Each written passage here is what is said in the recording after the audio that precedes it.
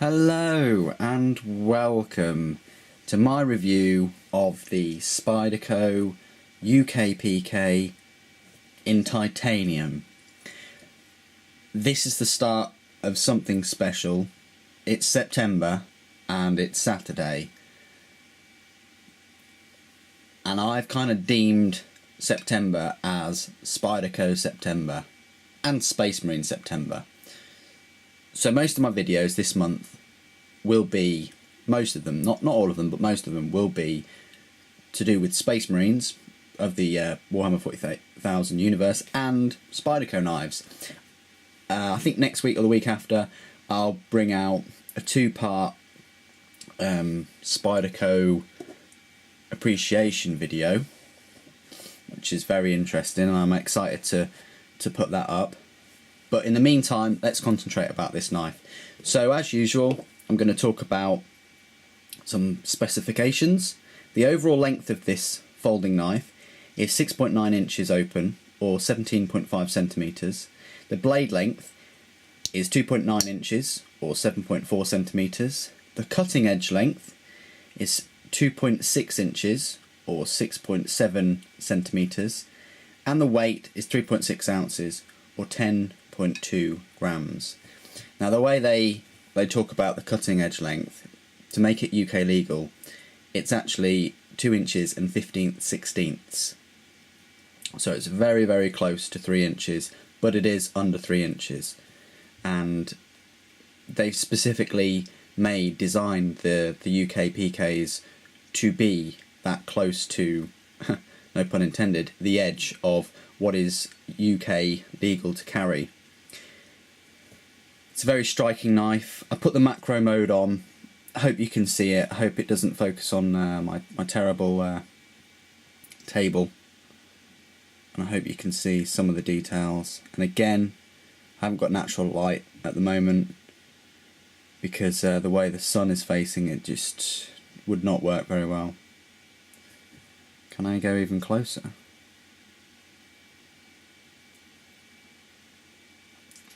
So the scales are titanium, and I believe this knife, when you saw the unboxing, it was a limited run.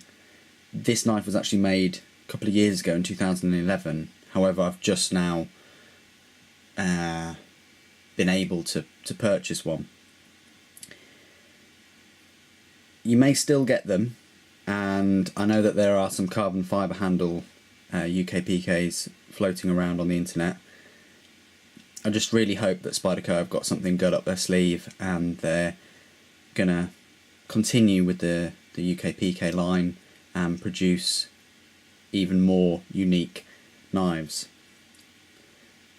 On their website they do say that they recognise that folding knives and locking knives in particular are becoming more and more popular, and that Slippets are reliable non-locking folders that are socially friendly and internationally acceptable, mainly for urban carry. So that's straight off their website.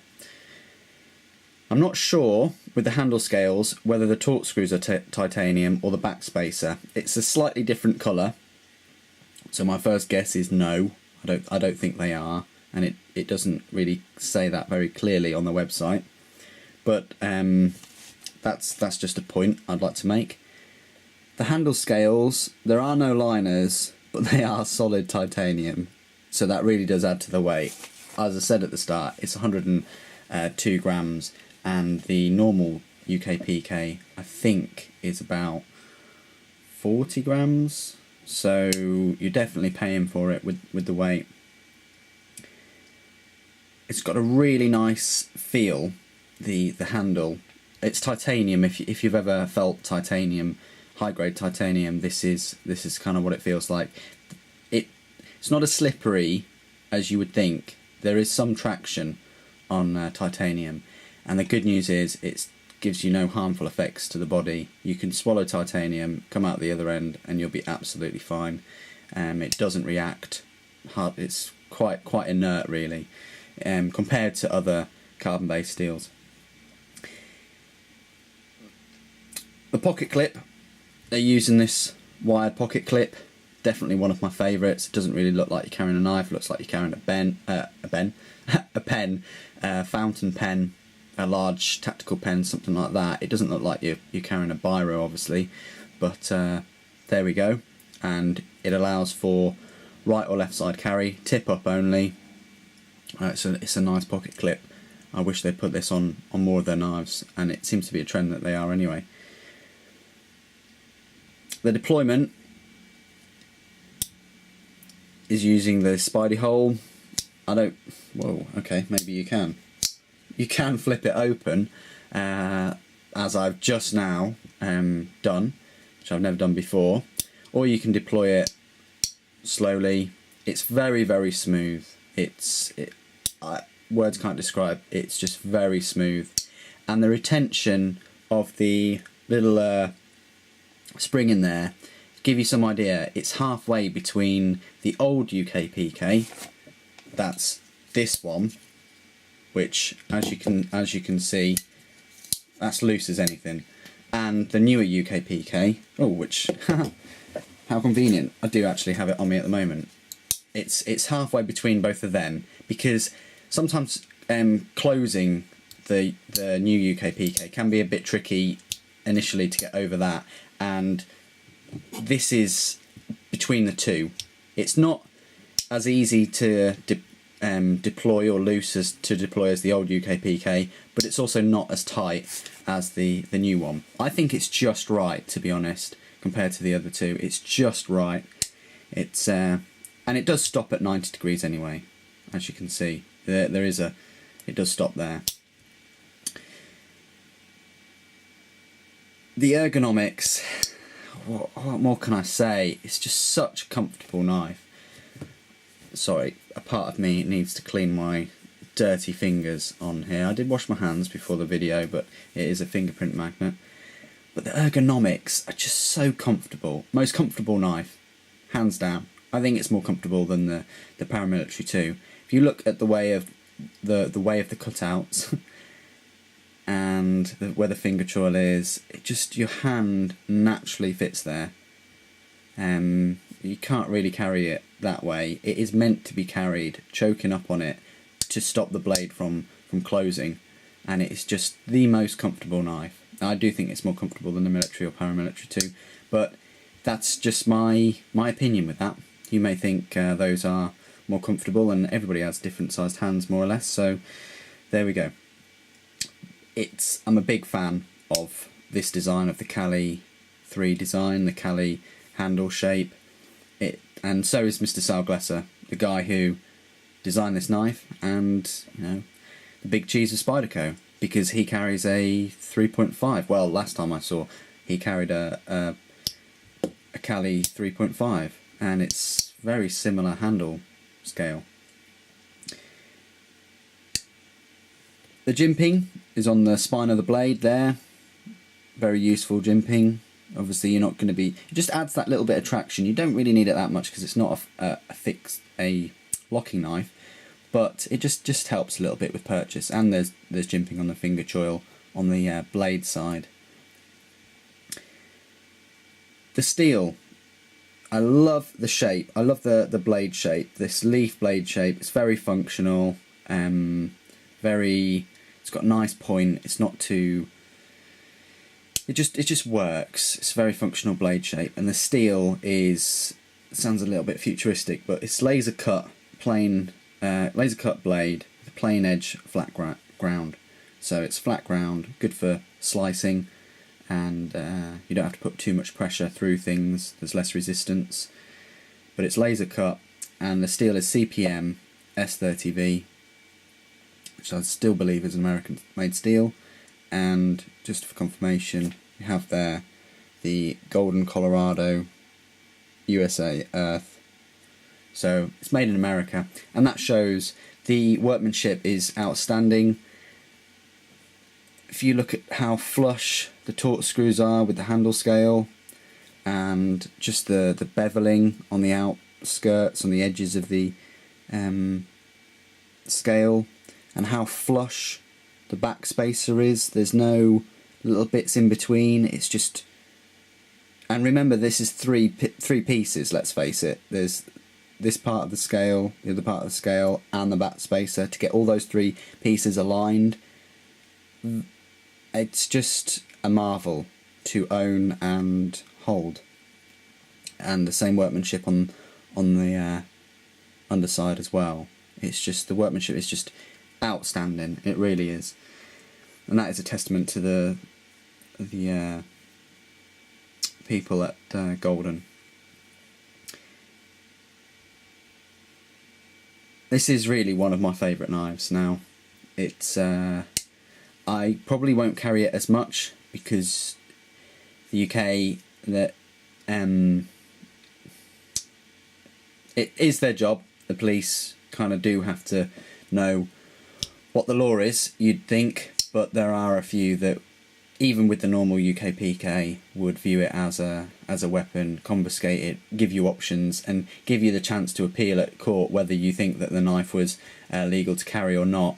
And for a lot of people, it's probably just not worth the hassle if they were to get in trouble. But this is advertised and stated, and I will state it, that it's a UK legal to carry knife. If you're waving it about in public, yeah, you do deserve to be tasered and smashed with a riot shield or something, because that's fair enough. You're not being responsible. But it is UK legal to carry. It's one of the best UK legal knives out there. I'm not just saying that because you've got the premium materials, because let's face it, anybody with more money than sense can just buy their first knife as this knife, because of the titanium and the S30V. Anybody can do that.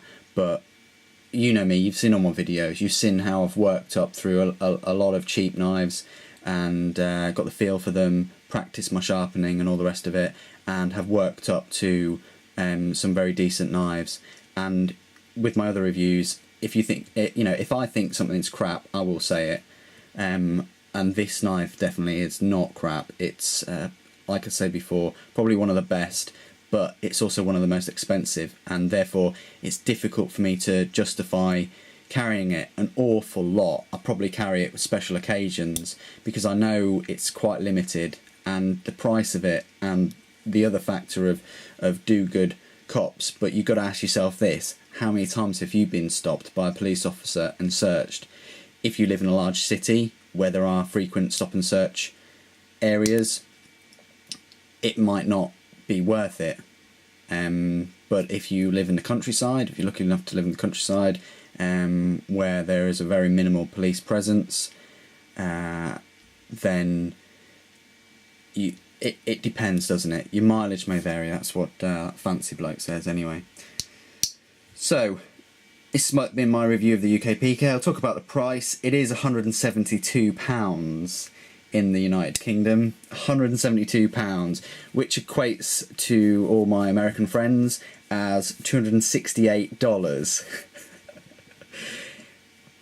If you go on Amazon.com in America and other places, Blade HQ, Cutlery Shop, I'm just giving loads of names out really, it's about $170.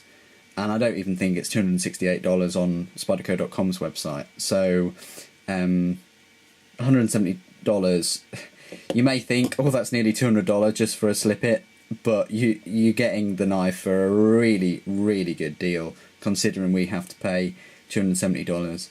So, but my overall opinions, it's an excellent knife. Really pleased I bought it. Would I buy one again, with the price and everything? Yeah, definitely. If you're on the fence about whether you should get one this expensive, go for it. There's nothing better at the moment, in my opinion, that can come close to the steel and the handle scales, the workmanship, just everything about it. It is one of my Hall of Famers now. You may want to get a really cheap UK legal knife, or a cheaper one, to carry every day, and then use this for special occasions. But when you do use it for special occasions, it won't let you down, and the blade steel is just phenomenal. I'll just do some size comparisons of this Spyderco UKPK Titanium for people that this is the first video they've ever seen. This is the first UKPK they've ever seen, or slip it they've ever seen, and they may have heard of the other Spyderco knives. So as always in all my reviews, I do have a Spyderco Tenacious handy, and this is the size of it compared to a Tenacious. It is, you know, slightly smaller overall. I'm not too sure about the weight. Well, this isn't a versus video, but that gives you some idea of how it weighs up. I think you'll agree that it's well, I think it's more people friendly anyway. However friendly knives can be. Got a Spyderco Delica, nice orange one there, and it is smaller than a Delica, and you may know how small a Delica is, but it's interesting because it just goes to show the evolution in design and continually improving designs and products that Spyderco go to, because the blade length is actually roughly the same. I'd actually go so far as to say the cutting edge is slightly longer on the UKPK. The handle is longer on the Delica, but you've got more blade, very slightly more blade with the UKPK than the Delica. But that just goes to show you how much more that they are getting out of the design, and how much more of a blade they're getting out of being able to put into the handle. Is it worth me doing it next to UKPKs? Yeah, I suppose so. I just think it's a bit pointless me doing a UKPK collection video at the moment, because, well, I've only got 3, so I don't think that's really relevant. But this is it next to the older Sabre Ground UKPK that I think they've stopped making them now. You may be able to get them from other places, but this came in grey, burgundy and blue, and eventually came out in black, and then they stopped producing those, and they brought them out in black but with a flat grind blade. Both of these two are the steel CTS BD1, and then obviously the UKPK Titanium in the middle. They're basically the same knives, just with different handle scales and different steel, but it's pretty much the same comfortability, and just different in the pivot retention. But feeling the UKPK here, this one, it's just it is a sharp feather. It's just so light, it's not even funny. Whereas the UKPK has a bit more heft to it, which a lot of people may prefer. I hope you have enjoyed this review. I've really enjoyed making this video for you. If you have, or if you like the blade, if you agree with some of the points I've made, please do put it in the comment section below. Don't forget to comment about that, rate and subscribe. Thanks for watching. Take care.